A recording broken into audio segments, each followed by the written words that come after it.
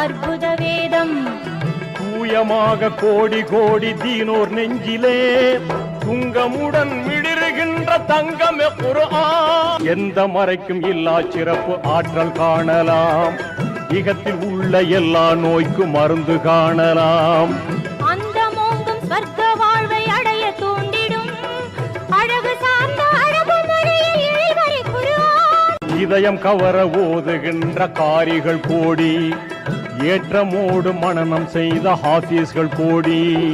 உதயமாகும் கிழக்கு தொட்டு மேற்கு நாடெல்லாம் உயர்வு நாதம் முழங்குகின்ற பயன்மறை குர்ஆன்.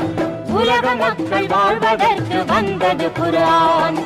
உண்மையான மார்க்கம் தன்னை தந்தது குர்ஆன். இறங்குகின்ற இறைவன் சொன்ன வேதம்.